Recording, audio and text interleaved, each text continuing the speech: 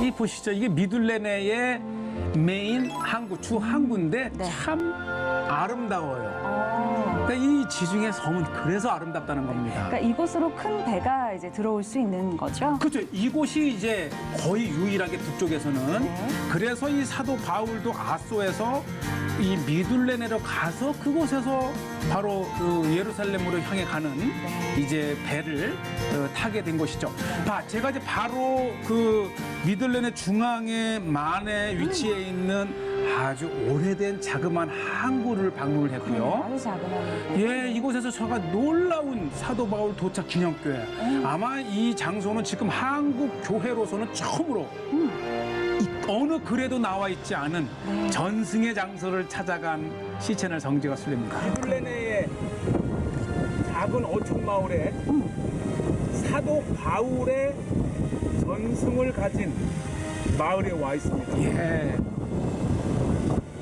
현대에 대형화되면서 큰 항구 도시가 건설이 되었지만 진짜 오래된 이 자그마한 어촌 마을에 사도 바울의 전승을 가진 교회를 한번 찾아가 보겠습니다. 네.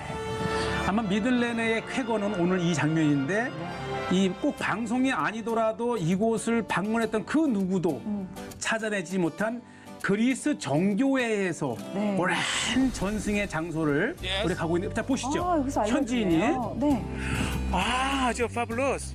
The fabulous come Come, yes. San Pablos, come. come here. 예, 비록 사도 바울이 영어는 왔다고? 서툴르지만 네.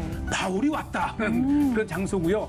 바로 요것이 기념적인 장소고 어쨌든 전승의 장소니까 네. 그렇게 해서 이제 오래된 부둣가 나무로 된 모습과 그 안쪽에 자그마한 기념교회가 있고요. 아주 어쨌든 작아요. 그리스 정교회는 이 그리스 땅에 있기 때문에 이렇게 교회의 오랜 전승을 가진 장소들을 정말 이렇게 미들레네 우리에게 사람들의 알려주고 전승에 있습니다. 사도 바울이 첫 발을 내디뎠던 그런 것을 증명이라 하듯 이렇게 오래된 옛 항구 터가 예.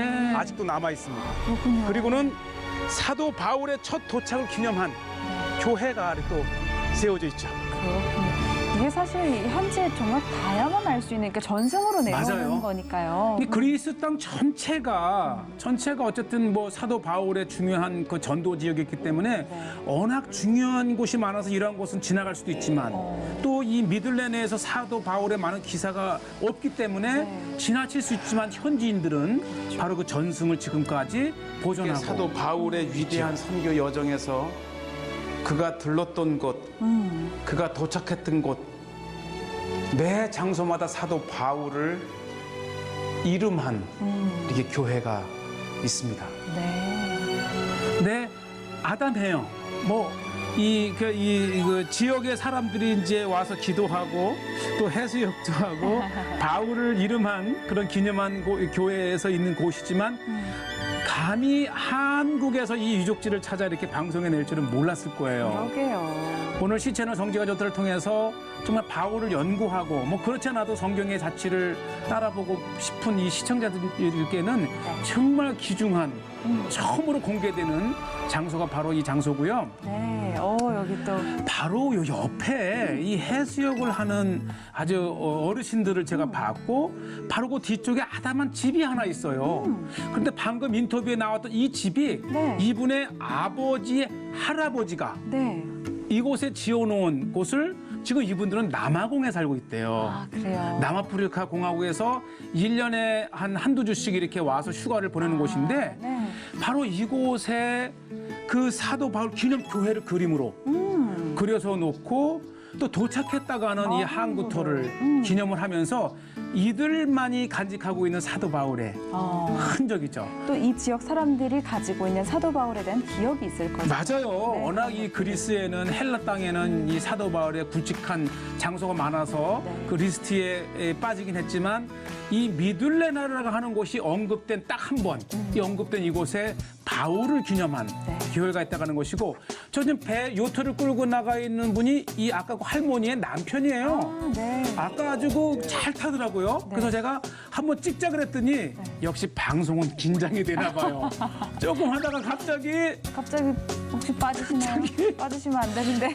실수했네. 그래서 아주 그 할머니들에게 웃음을 주신 아주 훌륭한 이제 할아버지시고. 오히려 방송을 위해서 빠지신 걸 수도 있어요. 그렇지 않은 것 같아요. 굉장히 자신감 있게 있었는데. 그다음에 방금 우리가 찾아가는 곳이 이제 이 미들랜드 북쪽의 페트라라고 하는 지역인데 뭐 전체 섬 자체가 유명한 이제 그 해수욕을 겸한 곳이지만 이곳이 특별한 거는 아주 중요한 교회가 하나 있습니다. 어떤 교회죠? 바로 이 아담하게 솟아오른 이 산 정상에 세워진 교회인데요. 바위 언덕이네요. 미들랜드에서 예. 가장 독특한 교회가 이 400여 전에 바위를 깎아 산 위에 얹어진 교회입니다. 140여 개의 계단을 타고 올라가는데 바로 여기가 첫 계단의 시작입니다. 네. 한번 순례하는 마음으로 교회로 한번 올라가 보겠습니다. 현지인들은 한 400여 년 됐다 그리고 또 자료에 보면은 뭐 18세기경이라고 얘기하는데 어쨌든 오래전서부터 이 산봉우리에 우뚝 솟은 그 정상에는 기도터가 있었던 것 같아요. 그리고 인공으로 계단을 만들지 어떻게 않고 이 바위 산 위에 네. 교회를 지을 수가 있을까요? 멀리서 볼 때 마치 메테오라를 보는 듯 했습니다. 네. 그러니까 자연적인 바위를 깎아서 계단을 만들고 위에 교회를 만들었는데 현지인들도 많이 찾지만은 이 미들랜드 섬을 방문한 이 특히 그리스인 기독교인들이 많이 찾는 아주 명소 중에 하나고요. 특히 드론으로 보는 이 모습은 야 정말 신기하다. 하나기아라고 하는 예. 교회는 지금부터 500년 전에 세워진 교회고요. 완벽하게 바위로 솟아오른 바위산 정상에 네. 이렇게 교회를 세웠고요. 이 교회에서는 정말 탁 트인 그러네요. 이 바다를 보면서 기도하고 예배할 수 있는 어쩌면 미들랜드에서 가장 교회다운 교회가 아닐까 생각이 됩니다.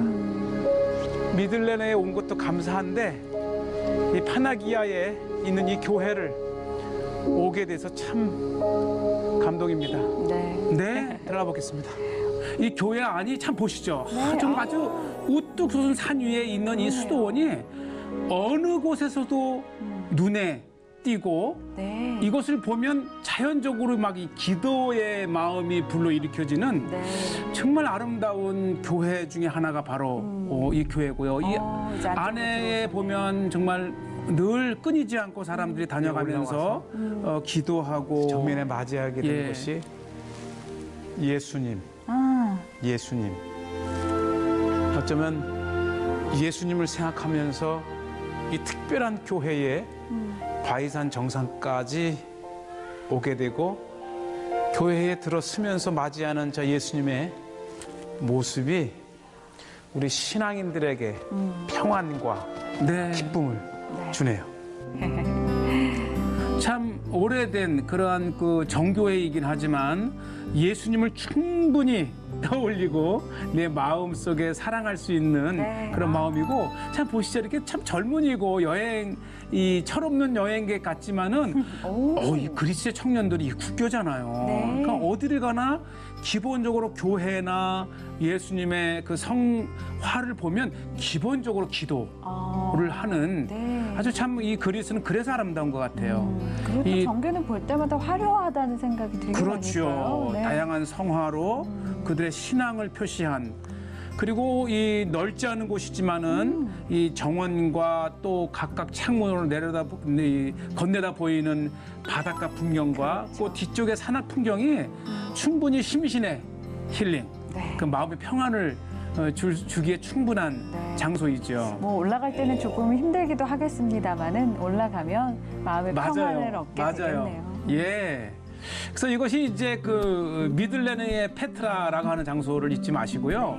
그다음에 이 지역 자체가 다 정말 어디를 가나 아름다운 또 소박한 그러면서도 전통적인 이 장면이고, 제가 좀 이제 이 런치 걸리면 용서하시고요. 그만큼 더웠고, 또 이 자연인이다라는 그런 마음이 마음껏 이 지역에 좀 느끼고 싶었는데. 네, 저 모습을 통해서 굉장히 더웠다는 걸 또 생생하게 느낄 수가 있습니다. 왜냐면 이 식당 주인이 우연히 만났는데 자기를 식당 주인이라고 생각하지 않고 아티스트라고. 오, 그래서 저런 예, 사진이 음악을 있군요. 굉장히 좋아했고요. 이분이 예전에 DJ였대. 맞아요. 그때 판 쓰던 걸 이렇게 모아놨. 그리고 지금은 이제 디지털 시대가 되면서 엄청난 판이 지금 창고에 이게 몇 개가 있더라고요. LP판을 이렇게 보관하고 계시고. 그러니까 그대로부터 이 오랜 시간부터 이 지역에 이제 뮤직 DJ를 하면서 더 이상 쓰이지 않았지만은 이 추억을 하면서 오히려 그것을 식당으로 개조를 해서 이렇게 전시를 해놓고